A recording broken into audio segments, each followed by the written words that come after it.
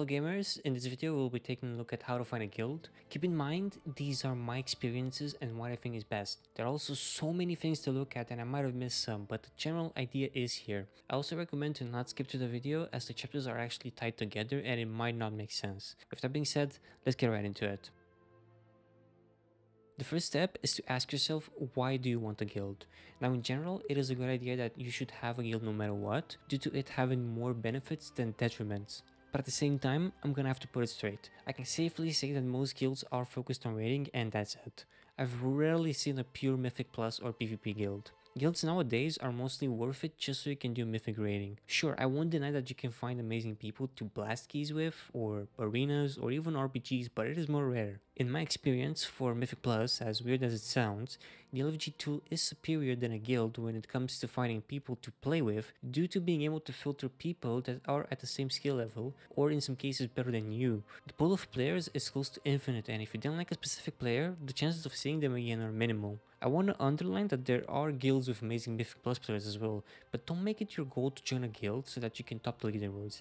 It rarely happens and you might be a bit disappointed. This also applies to arenas. LFG is again superior.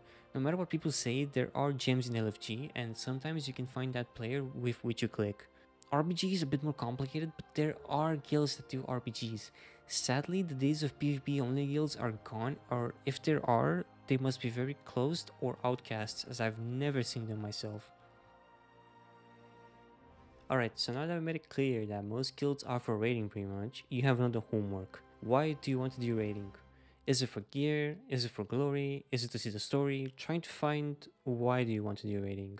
If you want to do raiding just for the sake of it, you might fall into the trap of what did I sign up for. Some guilds will absolutely one-shot bosses that other guilds aren't able to until you get to a boss in which you will wipe 100 to 200 times. This happened to me. I tried for a guild that was doing Mythic Stone Legion generals, and for the people that have experimented that boss, it kills all your joy for World of Warcraft if you don't love raiding. After 3 weeks, I stopped. I just couldn't. That's when I realized that I should really think about what level of raiding I want to do and what's my goal. Some people wait for ahead of the curve, some people want to do a bit of Mythic, maybe the first 5 bosses, some people will want cutting edge, and some people will want a Hall of Fame spot. Think about it for a while. Now that we're done with the boring stuff, let's get on how to get started. I will explain for every role really, but this part of the video applies to all of them honestly. So let's say you hit level 60 and you want to get ahead of the curve and the first 3 mythic bosses. A very simple and achievable goal for most people really. I would highly recommend you, first, to genuinely read upon a guide. Look out how your spec and role plays out in a raid, as it ties in very well in our next chapters. This is important as it will allow you to focus on raiding 101 and not on your class 101. Trying to learn 2 things at the same time is ugly and very few people are able to. You really shouldn't try that. After all this is done, you want to jump right into pugging. I highly recommend you that you pug as high as you can. Pugs can get ahead of the curve and in some cases faster than most ahead of the curve guilds due to very flexible schedule, and if you manage that, it will become very easy to get into mythic guilds. Simply start with normal. Usually normal raids are very straightforward and most of them invite anyone into them as they're simple. Your first goal is to clear that damn raid on normal at all costs. This will allow you to get into any groups as most pug raid leaders usually look at the experience like their life counts on it. This is important if you want to farm specific trinkets and right now in Sanctum of Domination for easily farming shards of domination. While clearing normal, it is also very good to improve your UI. This is really the best time as there are minimal mechanics and this way you can find where the pain points of your UI are. I'll make a separate video for this in the future as it is more complicated than people like to admit. So, after you clear the raid, you learn how to play your spec and role, learn the boss's mechanics, fix their UI, and clear the whole raid to have an idea at least how the bosses look, it is time to jump into Heroic. I want to make it clear, Heroic is not that hard, as people make it out to be. It just exposes people who haven't opened their adventure guide once, it shows people that put effort into trying to perfect their craft. Mechanics start to punish people here, so make sure again that you know what the hell is going on. Start by applying to fresh Heroic pugs. Slowly creep your way up. Very rarely a pug will one-shot its way to the last boss. Make sure you're aware of that and don't get your expectations very high. Your goal in here is to not die and do your job. Sadly, this is where the awkward part appears. You'll have to play selfish here. Most guilds that recruit will look at the logs like their life depends on it. DPS and healers especially. If they don't see purple and blue numbers, for most of the guilds, you're straight up useless. I was able to jump from ahead of the curve to almost cutting edge just because I had above average logs. I'm not even kidding. I would get offers from guilds that were super close to Mythic Denarius, while myself never entering the instance on Mythic. I want you to keep in mind, if you want to get into a good guild, play selfish until you get good logs. Most officers don't know how to analyze logs. Get a good number and you'll be set. I'm kind of flaming officers for this, but this is the reality sadly. When you swap into a guild, you will want to cut the selfishness at all costs. So what we learn here is that you need to pack to make yourself a nice UI, learn your spec and roll, the fights, and parts like you're trying to apply to limit or echo.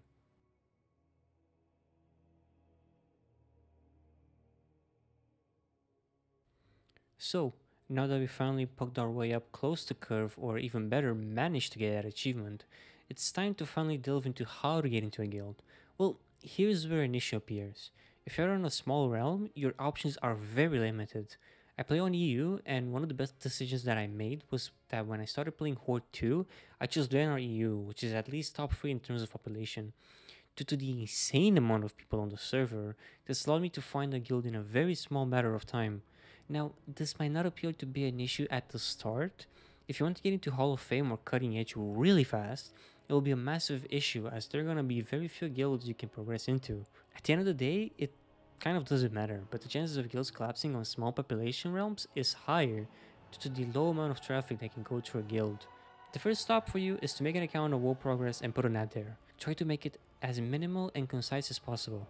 Explain what your goals are, your experience, your schedule, your expectations, your strongest points, and ways of contacting you for a start. Use this as a template and make sure you experiment, as I highly doubt that I covered anything you would like in your new home. After you're done making your character's profile, make sure you take a peek at the guilds on your realm here as well. It is much easier to find a guild than it is for a guild to find you, as weird as it sounds.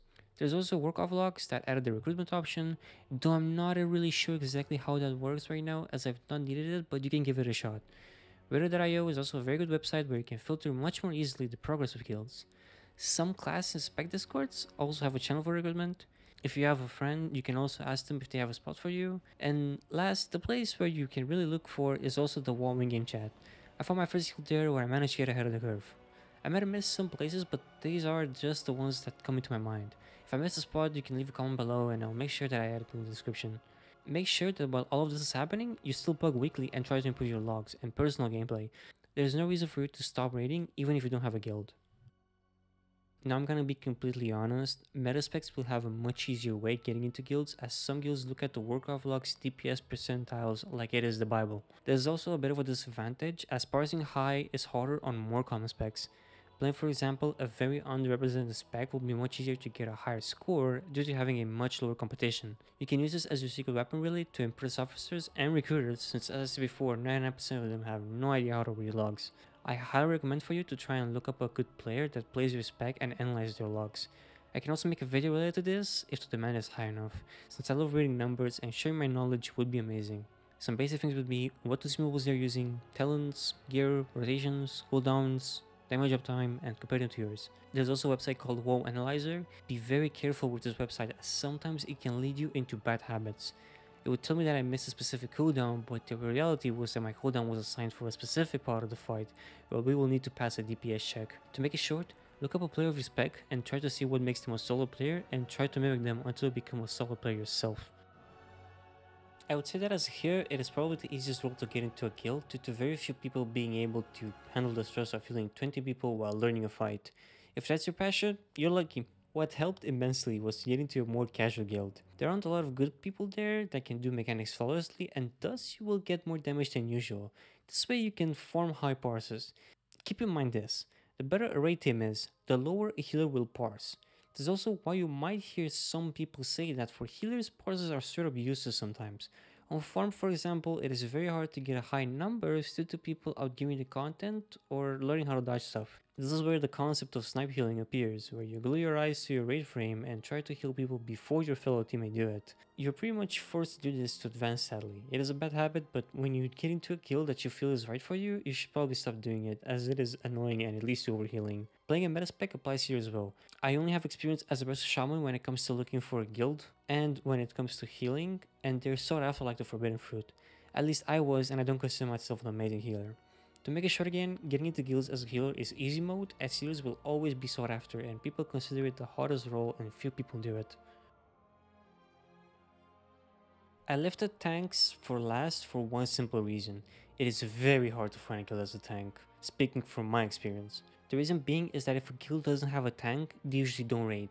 Also, the tanks make up for 43% of the fight. Imagine how hard it is for a group to put their trust into the hands of a stranger. The best part about tanking raids really is that your spec doesn't matter. Very few guilds actually care what spec you are. I've seen it all here, literally all the tank specs. The only thing I can say to tanks is to really learn the fight so that if you get a chance you don't make yourself look bad. What I highly recommend if you're willing to do it, learn the DPS spec of your class alongside your tank spec. And when you join a guild, try to tank some Mythic Plus for your fellow guildmates. Trust me, you'll become their best friend. Eventually tanks will retire in your guild, and having proof that you can tank at least Mythic Plus will get you a chance when it comes to raid tanking. Again, it is pretty hard to get into a guild as a tank, but don't give up. I don't want to flame tanks here, but most tanks that I've played with in guilds drop like flies, so don't give up. Just be there when a tank isn't and show your worth. One last thing I want to say, make sure you don't neglect the damage. What I mean by this is that a tank doing a lot of damage will have an advantage over one that has no idea that she can do damage. This will help you if someone generally checks your logs really well. It rarely happens, but make sure you got that covered. Like before, in short, pug, and if you want to practice your leadership skills, try to create pugs yourself. Learn your DPS spec as it might be easier to get into a guild that way and pounce on the tank spot when your main tanks give up / can be there. I also want to make an overall tip section, probably the most important one. This is what I learned over my time looking for guilds. If a guild approaches you, keep in mind that you sometimes hold the power, especially as a meta spec and as a healer. You have an insane amount of power and some officers might bend their back for you. I've seen some people stay in guilds which didn't value them at all. An example for me was that I once was doing healing cooldown assignments and I would often receive negative comments on how they were handled. I eventually decided to look elsewhere where people would be more receptive and would give feedback, and found myself an amazing place where the new healing team understood that it takes posts to get an idea of the damage. What happened with my former guild was at the same boss for a lot of time while my new guild valued my skills much more and slowly progressed while we worked together through the growing pains. Always ask how long the core group played for.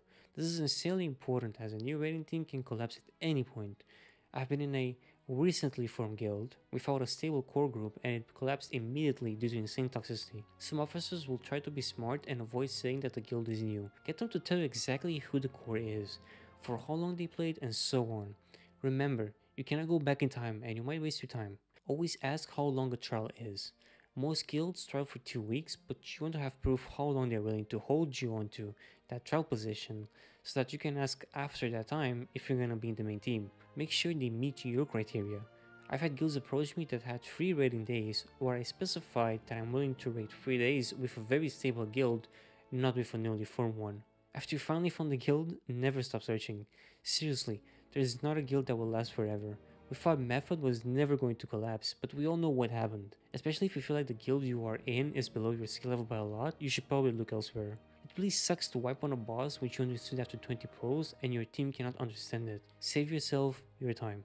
If a guild wants to do Mythic and they're not constantly recruiting while clearing Heroic, get out. Seriously, I've had it enough with GMs that promise me that in 1 week we're gonna do Mythic but are unable to fill out at least 14 people for Heroic.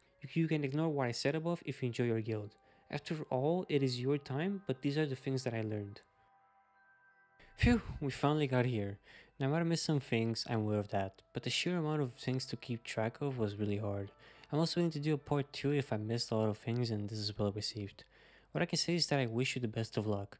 Finding a guild is easy, but finding the correct guild is really hard. If the video helped you in any way, it would help me a lot to like the video. Take a note that you can also subscribe for more videos like these, and if you feel like I missed something, make sure to leave a comment. Thank you and good luck in your rating goals. Peace.